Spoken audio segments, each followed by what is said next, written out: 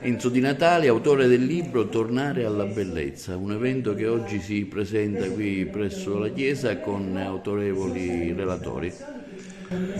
Questo libro nasce perché ha voluto coniugare la bellezza sia dal punto di vista della teologia, della filosofia, della letteratura, dell'arte cristiana e delle neuroscienze.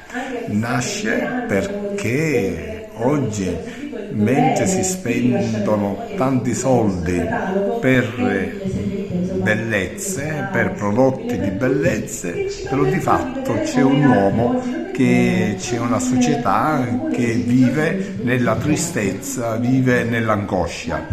E allora la società, mentre cerca la bellezza effimera, che non produce altro di buono, qui col ritornare alla bellezza si vuole fare un ritorno alla bellezza autentica, quella bellezza che è vera, che è buona, che dà il vero bello e la gioia, la soddisfazione ad ogni persona.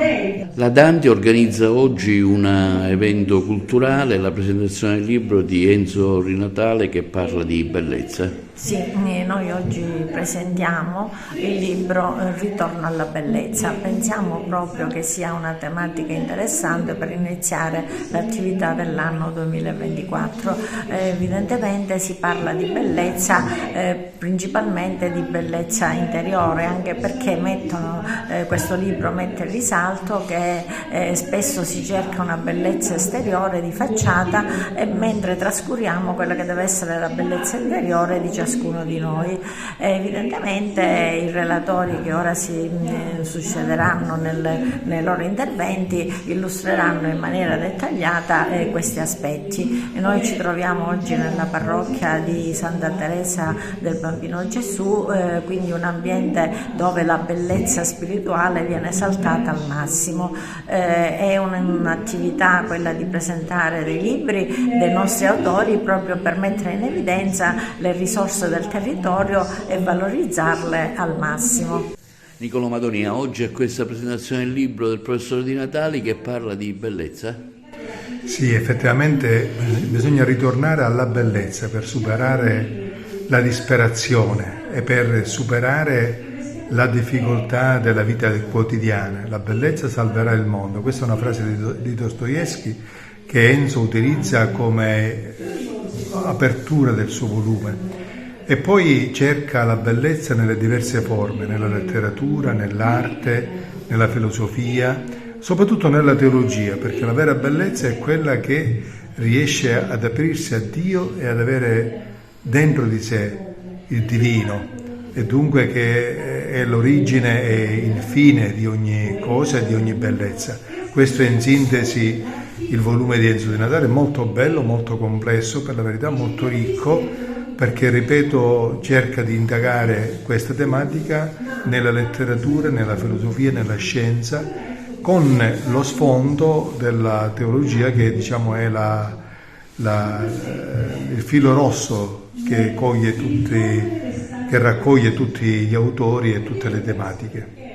Una piccola chiesa dove non passa, dico è inosservata in effetti, però ha nel cuore un qualcosa di grande, cioè dire il cuore della parola di Dio che ci informa e ci forma. Questa è la cosa più bella che facciamo ogni mattina quando ci incontriamo la mattina prestissimo qui con molte persone che seguono la lezione divina. Liturgicamente, praticamente facciamo il passaggio di approfondimento della parola di Dio vissuta e comunicata con semplicità. Poi una cosa molto bella è questo avvenimento del nostro carissimo Enzo Di Natale, che veramente ha una grande cultura, ma è formato profondamente. Io ho guardato questa proposta della bellezza, la bellezza come splendore della verità. La cosa è bella non perché per le sue forme, ma perché ci richiama a qualcosa di grande, che supera l'umano.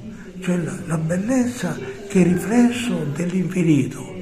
La bellezza di Madre Teresa di Calcutta non era quel viso che tutti andiamo cercando nelle donne, negli uomini più o meno perfettamente secondo gli schemi della bellezza, ma è nel cuore, negli occhi, tutto il riverbero del cuore è nel volto.